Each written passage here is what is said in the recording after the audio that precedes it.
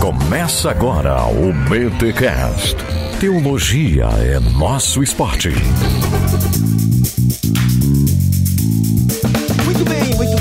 Começa mais um BTcast, de número 401. Eu sou Rodrigo Bibo e o mundo não vai acabar. É isso, só você cantar essa música. O mundo não vai acabar. Foi mal. Desculpa aí, Capital Inicial, por acabar com a sua música. Aqui é Gutierrez Siqueira e Jesus é o fim da história. Olha aí. Olha, fim da história, ponto final. E aqui fala André Heinck, vivendo a história do reino já realizado, ainda não consumado. Eita, olha aí. Nós vamos entender essa parada aí do já e ainda não? Não, eu já entendo, mas o N-Try dá umas corzinhas diferentes, né? Olha aí. Gente, estamos aqui em mais um episódio que chega até vocês graças a Thomas Nelson Brasil com o seu lançamento História e Escatologia, Jesus e a Promessa da Teologia Natural.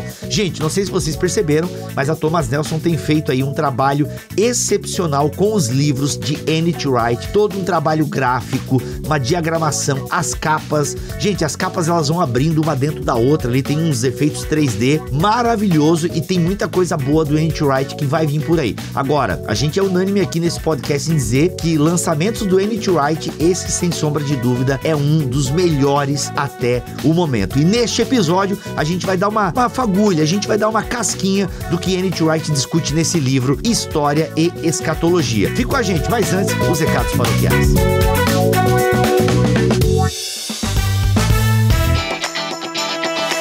E nos recados paroquiais dessa semana, galera, vocês perceberam, ou vocês nem perceberam, que a gente pulou o episódio 400. Aconteceu que a gente não deixou o episódio 400 pronto a tempo, culpa totalmente minha, o Tuller entregou tudo no horário e no dia, é que eu tive outras ideias, quis acrescentar algumas coisas, enfim, terminamos, a gente vai deixar para lançar o episódio semana que vem, só o episódio 400. 2 horas de conteúdo para vocês, contando aí bastidores do Bibotalk, ficou demais. Vai ter papo com o Alex e com o Mac, papo com a minha esposa. Gente, sério, ficou um papo muito legal. Vai valer a pena vocês esperarem, sério. Mas vamos pro 401, porque é podcast de cliente, a gente não pode deixar cliente na mão. Galera, e por falar em cliente, este BTcast aqui tem cupom de desconto para este livraço do N.T. Wright, sério. Se você nunca comprou um livro do N.T. Wright, esse pode ser o seu primeiro e vai ser uma ótima compra e uma ótima leitura para você começar a ler aí esse teólogo queridinho da galera aí que é o N.T. Wright. Pode ser o seu primeiro livro do N.T. Wright, vai ser uma ótima compra. Mas presta atenção porque são cupons diferentes para lugares diferentes. Bem, se tratando da nossa queridinha Amazon, certo? Se tratando da nossa queridinha Amazon, o livro, ele tem um desconto rapidão. Esse desconto você tem que correr, tá? Que é nos dias 25 e 26. Se você utilizar o cupom BIBOTALK10, tudo maiúsculo, BIBOTALK10, você vai ganhar 10% de desconto. Mas olha só, esse cupom é só válido para os dias 25 a 27 de maio de 2021. 25 a 27 de maio de 2021. Então, esse cupom de 10%, olha só, você vai entrar no link que está aqui na descrição deste BTcast em bibotalk.com e você vai ver que o livro já tem um desconto natural lá da Amazon. Você vai aplicar o cupom e vai ganhar mais 10% de desconto, beleza? Então, se você, por exemplo, tem Amazon Prime e não paga os fretes na Amazon, vale muito a pena. E você pode ter também desconto na Submarino, beleza? Na Submarino, basta você usar o desconto BIBO20. Isso mesmo, BIBO20, 20% de desconto na cópia física também deste livro. Então olha só, 20% de desconto na Submarino utilizando o cupom BIBO20. Esse vale dos dias 25 do 5 a 10 do 6 de 2021. Tem um cupom, ele é um pouco mais estendido e é na Submarino. Lembrando que se você compra na Submarino, você também ajuda o Bibotal, que é um link nosso ali dedicado, também nos dá uma comissão à parte. Beleza? Então tem 10% na Amazon com o cupom BIBOTALK10 e tem 20% de desconto na Submarino com o cupom BIBO20. Gente, tudo explicadinho, esmiuçado, com link, com o cupom para você só copiar e colar, está aqui na descrição deste BTcast. Então aproveita, o importante é que você tem desconto tanto na Amazon quanto na Submarino para adquirir este livraço de N.T. Wright. Simbora pro podcast que ele tá bom demais e eu tenho certeza que depois do episódio você vai querer ler esse livro. Por quê? Porque é escatologia de um jeito que você nunca leu.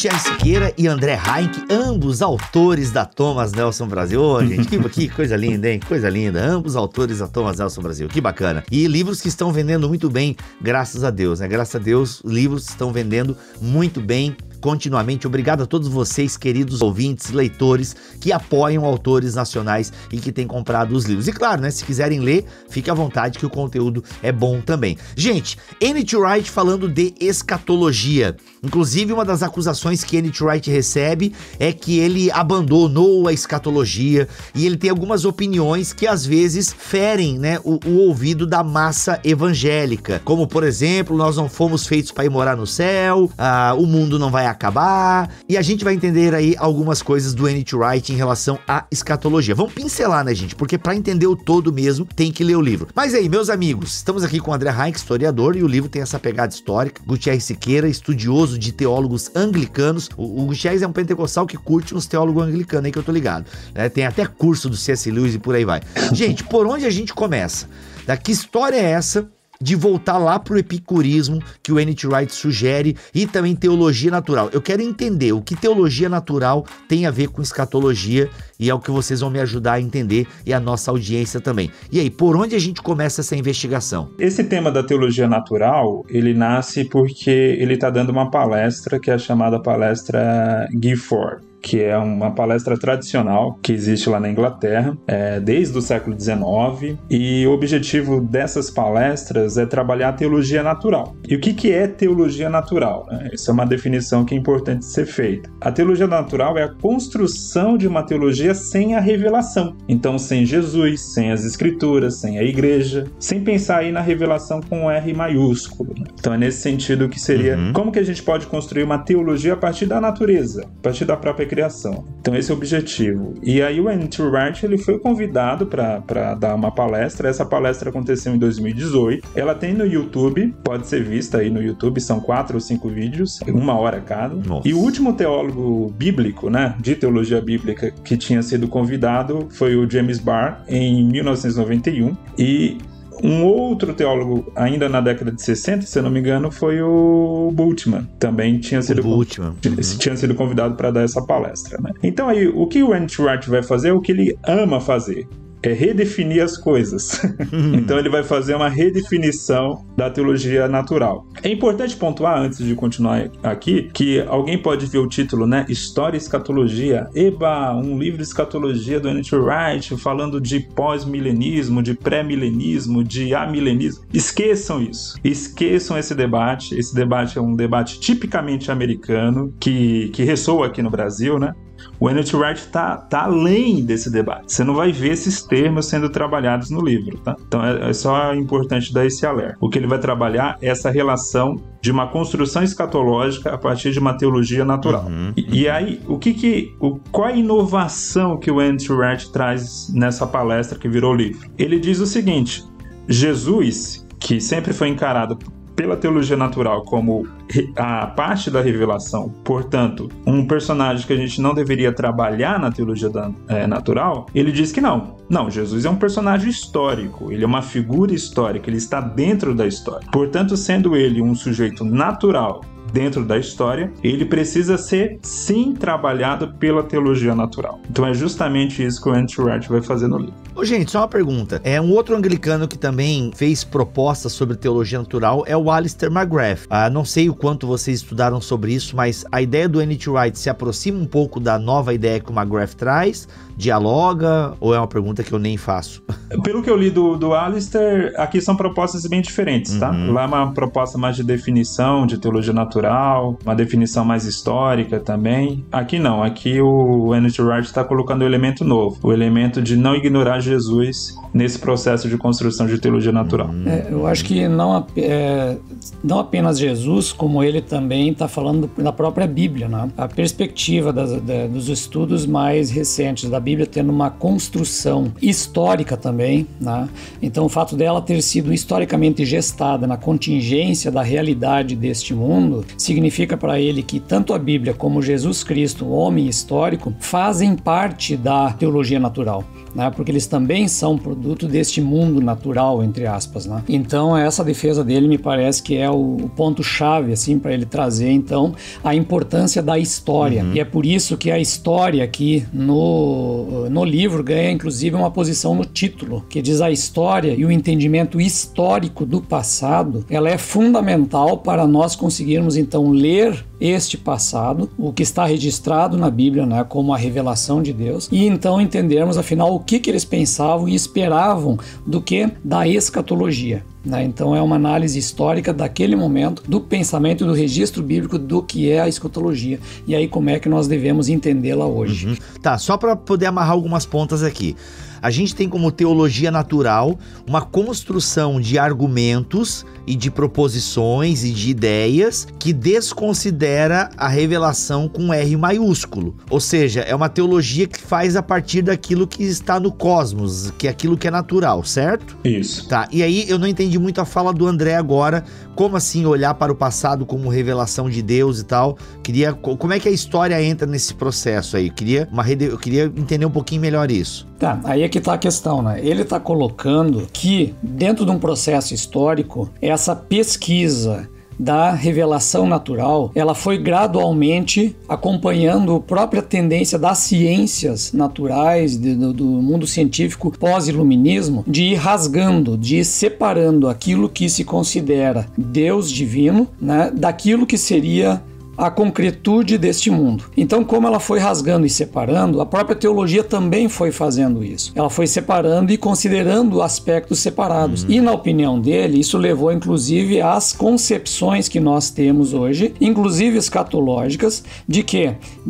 A escatologia do fim ser o quê? A vinda de Deus para terminar e pôr fim à história, invadindo, então, a eternidade na presente situação. E aí ele vai dizer o quê? Que pela pesquisa histórica, nós podemos descobrir e perceber que lá no passado, Jesus, os apóstolos e todo um pensamento judaico daquele tempo não tinha esse tipo de expectativa. O que eles chamariam de novas eras, de novo momento, é a etapa final do reino de Deus de fato invadindo o tempo, uma espécie do futuro chegando no presente, e neste mundo mesmo acontecendo a transformação do reino de Deus em atividade concreta no mundo, né? Então ele vai trabalhar a questão... O André acabou com a brincadeira, Gutierrez. Um abraço, gente, foi mais um episódio. Já resumiu o livro. Resumiu o livro. Porque na verdade tem tudo a ver com os outros livros dele, né? Que ele trabalha como Deus se tornou rei e tudo mais. Só que agora ele está tratando do quê? História e escatologia, especificamente o tema escatologia. Legal, legal. O André acabou de dar um baita spoiler agora. O André resumiu o episódio aqui. Agora, Gutierrez, a nossa tarefa vai ser tipo aquele seriado, assim, sabe? Que começa pelo final e aí fala 48 horas antes. A gente aqui agora volta 2 milênios para poder explicar essa conclusão que o André acabou de trazer aí. Então, o que tem a ver aí o assunto do epicurismo? O N.T. Wright, quando ele vai discutir história, ele quer mostrar que a história não é um processo progressista, né? Ele faz uma crítica muito grande aí ao historicismo, que pensa a história em termos de progresso e também em termos de um objetivo final que você alcança por meio dela. O que o N.T. Wright vai fazer é o seguinte, ele vai lembrar que a era moderna, que tem essa visão materialista da vida, tudo isso, não é nenhuma novidade. O epicurismo lá atrás, lá na Grécia, já tinha essa proposta. Então, nesse sentido que ele vai fazer essa relação entre o epicurismo da Grécia e o iluminismo europeu. Aí ele vai dizer o seguinte, que a única novidade na modernidade, no iluminismo, é que o epicurismo, ele combinou essa crença otimista sobre a natureza humana com uma crença otimista sobre a tecnologia, a democracia, o capitalismo, ou seja, as coisas vão se tornando melhores no decorrer do tempo, a história caminha para um fim glorioso e tudo isso se dá por meio de processos humanos que estão ligados apenas à matéria. Não tem nada de sobrenatural, não tem nada nada de nenhuma comunicação com um mundo do porvir, né? Aí ele também vai fazer uma crítica a isso, porque o epicurismo e a filosofia moderna, ela vai resgatar também um pouco do platonismo, porque ele vai fazer o quê? Vai fazer uma divisão muito rígida entre espiritual e material, entre céu e terra. E vai transportar isso para a teologia. E aí ele vai mostrar que na teologia do Novo Testamento não havia essa divisão rígida entre céu e terra, entre material e imaterial. Essas coisas, elas se conversam, elas se combinam, elas não são, digamos assim, duas realidades completamente opostas. Então é aí que ele vai casar com a escatologia mais à frente.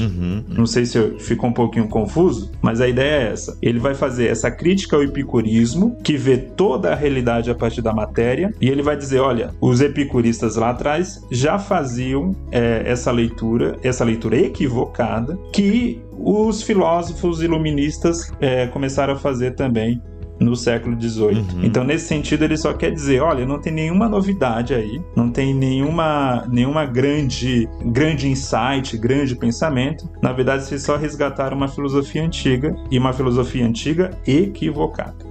E isso acabou afetando, então, a nossa compreensão de escatologia, que acaba fazendo muito essa separação entre céu e terra, é isso? Isso. Até o N.T. Wright fala assim, né? A gente vive um cristianismo muito preparado para ir morar no céu, né? Tipo, uma fuga dessa realidade e tal. Porque alguns textos bíblicos parecem dar a entender isso. A própria, assim, se a gente vem no movimento pentecostal, por exemplo, cara, a ideia do arrebatamento, né? Que a gente vai ser tirado daqui, arrancado daqui, e encontraremos o Senhor nos ares e tal.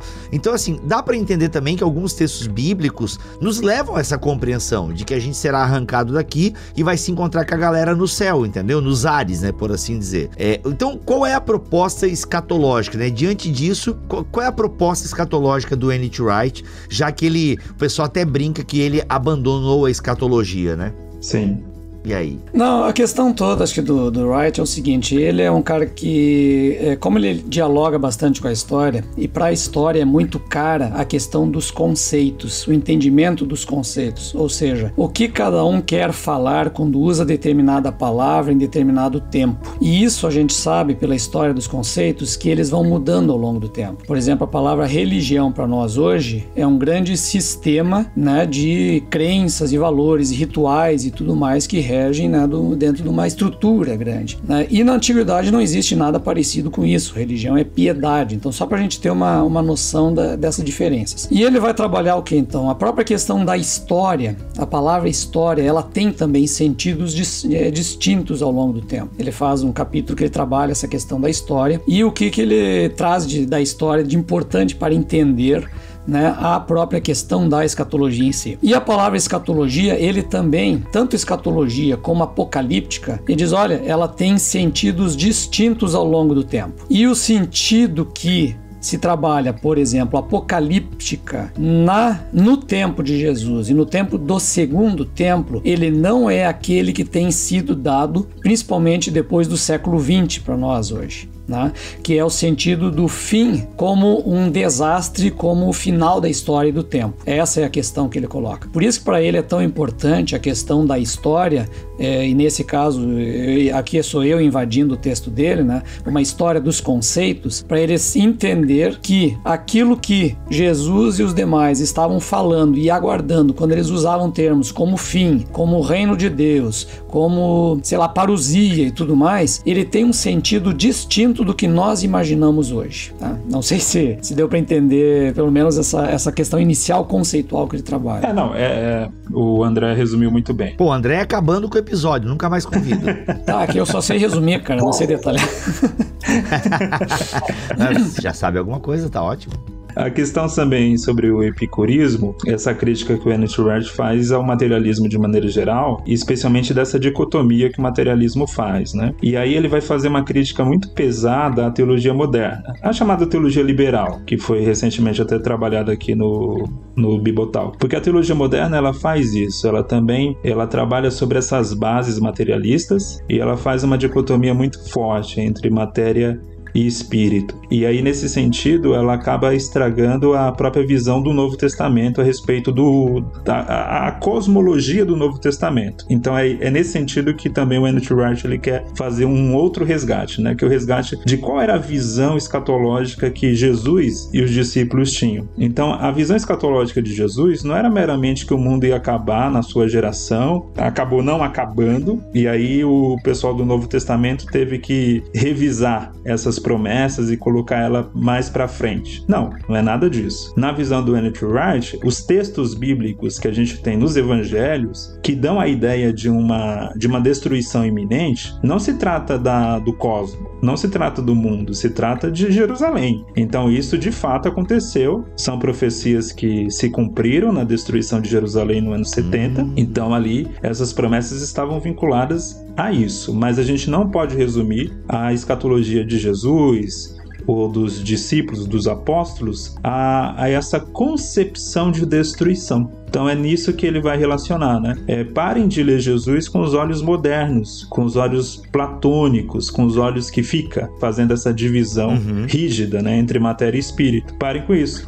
E por quê? Porque Jesus não tinha essa visão. Jesus, assim como os judeus da sua época, assim como o judaísmo do Segundo Templo, eles viam aí uma correlação, né, digamos assim, uma escatologia de intercâmbio entre céu e terra. Ou seja, o céu e a terra passam a ser uma só realidade, embora distintos, mas uma só realidade. O Tchex comentou uma coisa importante, que é a questão da destruição do templo, aparecendo dentro dessa perspectiva da escatologia e do fim das coisas. Não é o fim das coisas, né? Como aquilo que nós imaginamos. Poxa, então Jesus era para ter voltado quando destruiu o templo. Não é essa a questão. O que o N.T. Wright coloca é que as comunidades primitivas e do primeiro século, quando se viu a destruição do templo em Jerusalém, elas viram a confirmação daquilo tudo que Jesus estava tratando, que era o quê? Jesus é o novo templo, o novo lugar, né? O lugar definitivo onde os céus e a terra se encontram. Aí que está bem aquilo que a gente conhece já da teologia do N.T. Wright, né? Então, como em Jesus já temos o novo local de encontro de céu e terra, o novo templo de Deus na terra, o reino de Deus já começou ali. E a destruição do templo de Jerusalém marca o quê? Marca justamente o final dessa era antiga e a passagem, então, desse reino e do governo permanente de Cristo, governando a nova realidade do novo reino de Deus operando neste mundo, embora ainda não consumado. E é por isso que o N.T. Wright vai trabalhar, né, diz, olha, existe aí uma linha teológica que trabalha a questão do já, ainda não. Quando eu li isso aqui no livro, eu digo, puxa, isso aqui é George Led, tá? Na teologia do Novo Testamento, ele trabalha direto nessa concepção, né? Embora ele vai ter algumas nuances diferentes, mas a concepção é essa, de um reino já inaugurado, e eles já estão vivendo a realidade concreta deste reino lá, e que ele está agora em processo de implantação neste mundo. E é nesse sentido que Cristo governa o mundo. Perfeito.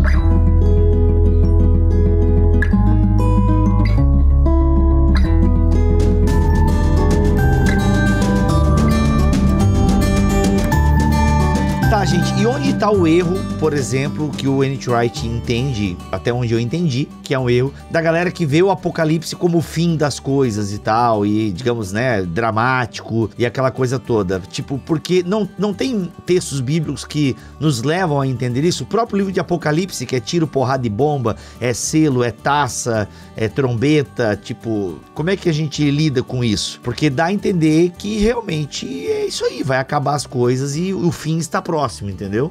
Ele não entra exatamente no Apocalipse diretamente, mas a partir de outros escritos do Wright a gente pode afirmar o seguinte: ele vai fazer uma leitura mais histórica também do livro do Apocalipse. Então o João está retratando uma realidade da dura perseguição do Império Romano aos cristãos. Então, essa é uma leitura que normalmente os teólogos bíblicos fazem, tá? Não é só o N.T. Wright. Dificilmente você vai ter aí um teólogo bíblico fazendo uma leitura mais literal desse texto, literal no sentido de transportar para a nossa era, como os dispensacionalistas fazem, por exemplo, né? Isso raramente você vai encontrar alguém que trabalha teologia bíblica fazendo isso. Por quê? Quando você vai trabalhar teologia bíblica, isso já foi discutido também aqui no Bibotalk, a gente tem que fazer uma leitura de toda a Escritura, e você vai vendo a progressão da revelação. Então você tem a presença de Deus ali no jardim, depois a presença de Deus vai para o tabernáculo, para o templo, aí o templo é destruído, e aí a própria presença de Deus agora está em Cristo.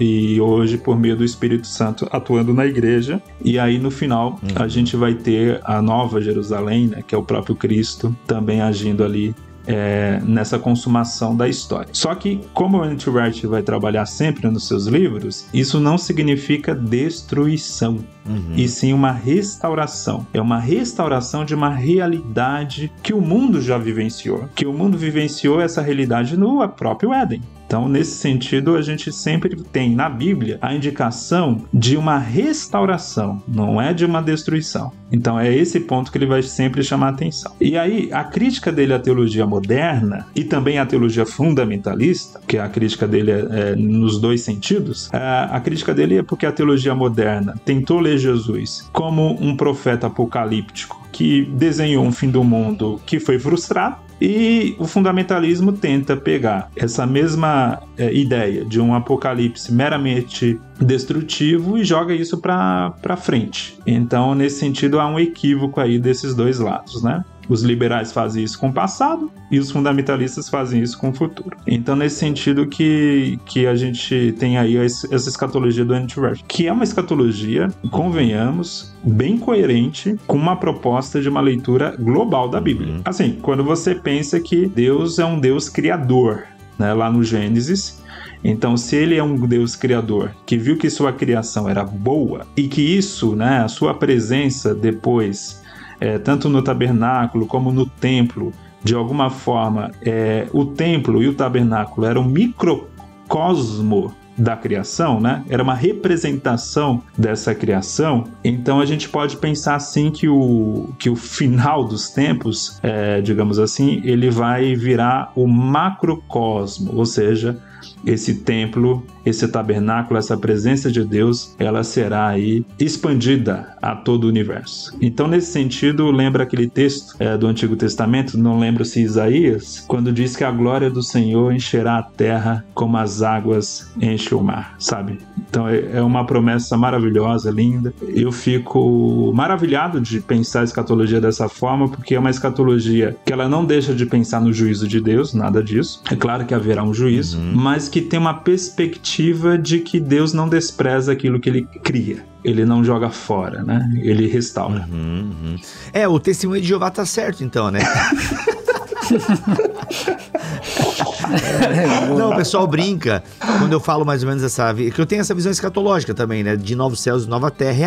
É aqui, é a Nova Jerusalém descendo. Eu gostei da palavra que tu usou ali, Gutiérrez, o intercâmbio, né? Esse intercâmbio entre céu e terra e tal. Que é justamente essa conexão, não uma coisa separada, a terra não é inferior, isso é muito gnóstico, né, cara? Tipo, as coisas materiais, platônico, né? As coisas materiais, elas não são as ideais e por aí vai, então tem que ser destruído. E a galera tem uma visão muito, não, isso aqui vai acabar, né?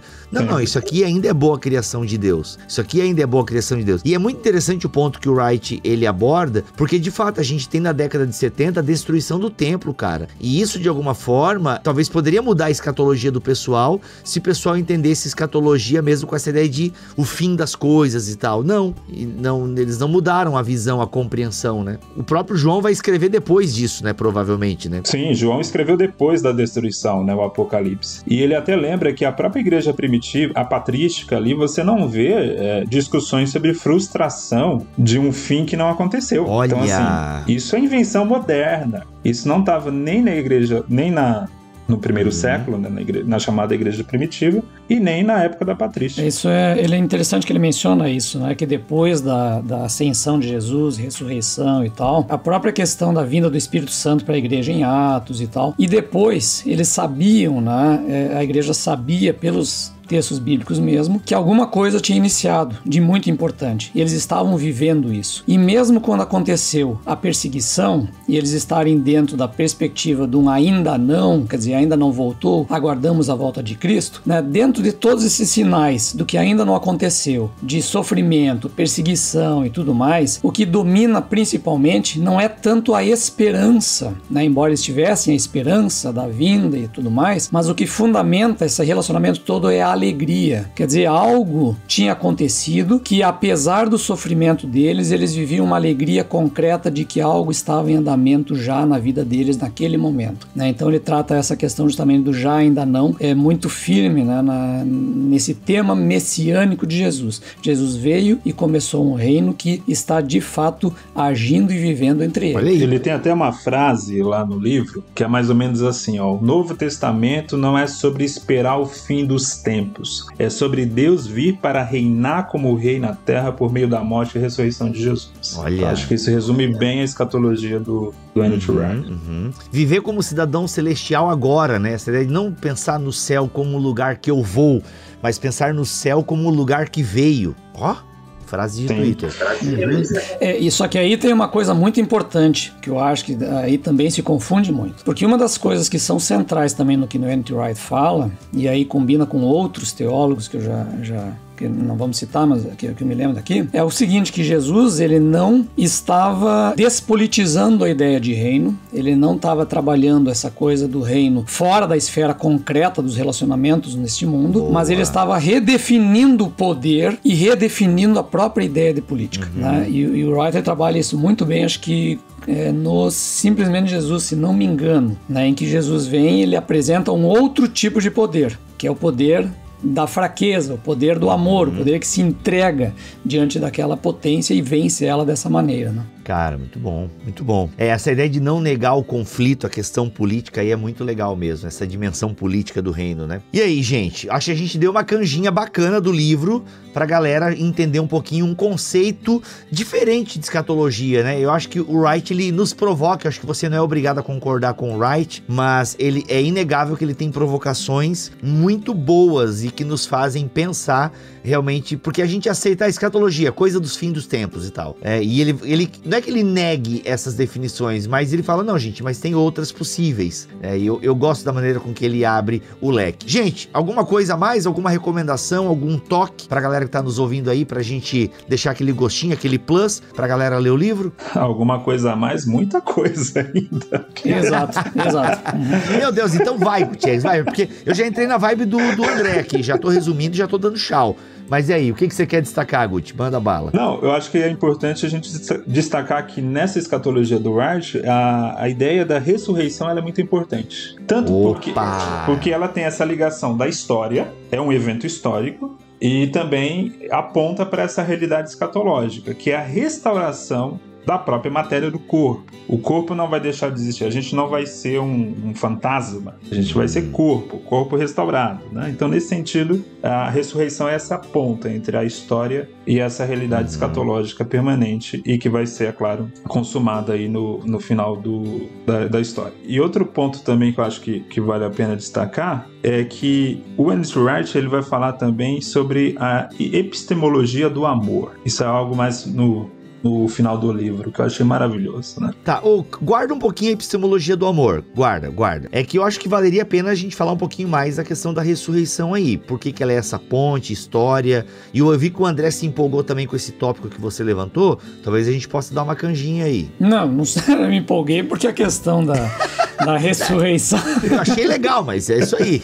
Não, mas aí é que tá, é que isso dialoga com outras coisas que não apenas o N.T. Wright fala, né? Que a gente fala muito na teologia. A expectativa cristã, ela é uma expectativa, entre aspas aqui, profundamente materialista, né? Nós não somos alguém que aguarda, quer dizer, até somos por uma tendência que nós temos de um tempo para cá na história. Hoje, como historiador, eu sei disso. Que nós temos hoje a expectativa, eu vou voltar para casa quando morrer. Né? Mas a expectativa dos cristãos primitivos não era o voltar para casa quando morre, é a ressurreição, quando no reino de Deus, na sua vinda, vai ressuscitar. E nesse sentido que, entre aspas de novo, o cristianismo ele é bastante materialista, porque ele crê numa renovação deste mundo concreto e numa ressurreição do corpo, e não nós como no futuro almas vivendo no céu, numa eternidade, integrados ao divino e tal, mas sim numa questão muito concreta e muito presente neste mundo mesmo, que é a expectativa dos novos céus, nova terra e do corpo ressuscitado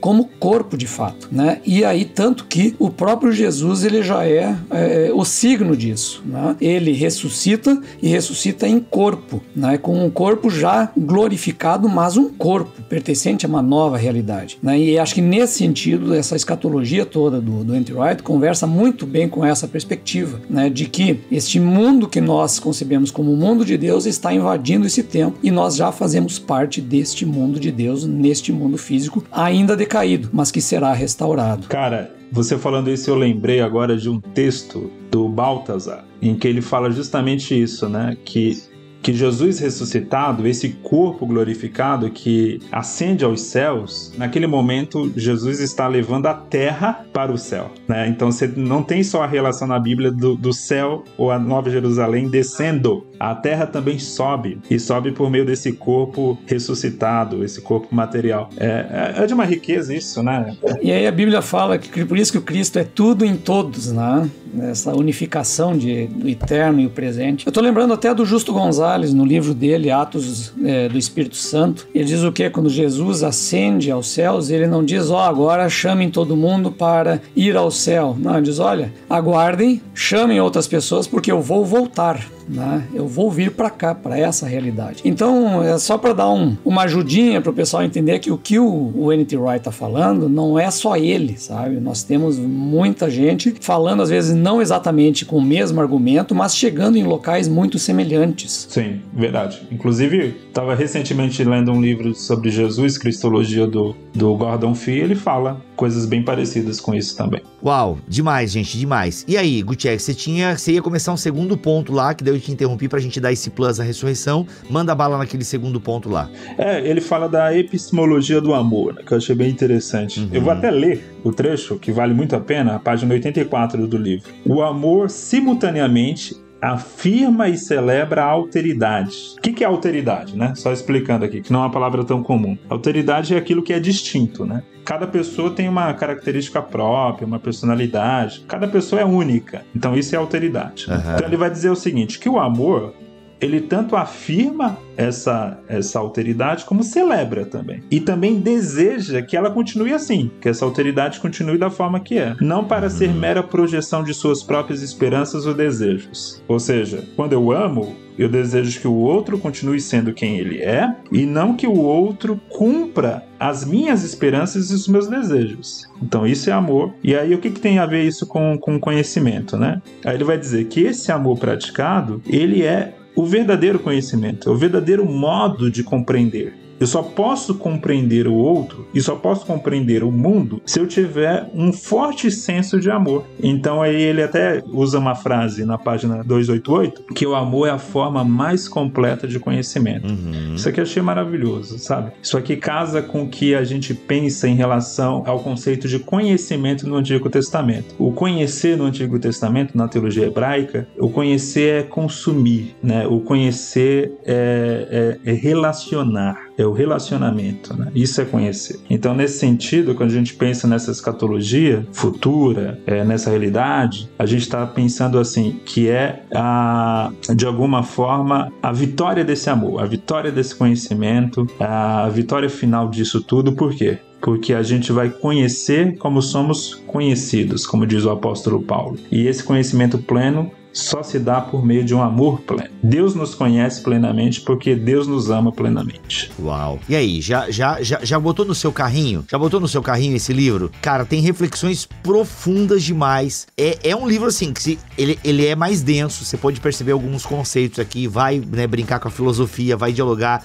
teologia natural, foge um pouco daquilo que a gente tá acostumado a ouvir, digerir, pá. Vale a pena a leitura desse livro, o lançamento da Thomas Nelson Brasil, História e Escatologia, de N.T. Wright. Gente, olha, uma das principais obras do N.T. Wright lançadas pela Thomas Nelson Brasil. Sério, pô, não comprei nada dentro do que a Thomas Nelson lançou. Começa por esse, que eu tenho certeza que vai ser um baita investimento. O link está aqui na descrição deste podcast em bibotalk.com. E ó, talvez tenha promoção, né? Enquanto eu estou gravando esse episódio, ainda não sei dizer, mas é sempre a gente consegue um desconto na Submarino, na Amazon. Então entra aqui em bibotalk.com, vem do BTcast 401, dá uma olhadinha na descrição aqui deste podcast, que vai estar ali o link para você comprar. Afinal, sempre que for comprar na Amazon ou na Submarino, compra pelo link do Bibotalk, porque isso nos abençoa demais. E se tiver alguma promoção, vai estar na descrição deste episódio. Gutierrez, obrigado pelo teu tempo aí, disposição e compartilhamento de conteúdo e conhecimento, cara. Valeu. Estamos juntos. É nóis. Gente, lembrando que Gutierrez e Kenner Terra tem um livro lançado pela Thomas Nelson Brasil, que se você ainda não adquiriu, já aproveita e coloca no carrinho, beleza? Autoridade Bíblica e Experiência no Espírito. Aí, lembrou Acertei? o título? Ô, mano, eu treinei, velho, porque é uma vergonha não saber o título do teu livro, velho. Ele é complicado. O Bibo não sabe o meu completo. Não, o teu completo eu não sei também, mano. É os outros da Bíblia, os outros povos e como Deus usou eles. Pronto.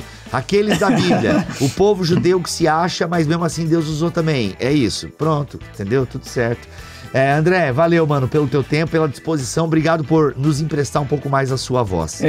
No que for possível, eu que agradeço. É nóis, gente. Tamo together. Voltamos a semana que vem, se Deus quiser e assim permitir. Fiquem todos na paz do Senhor Jesus.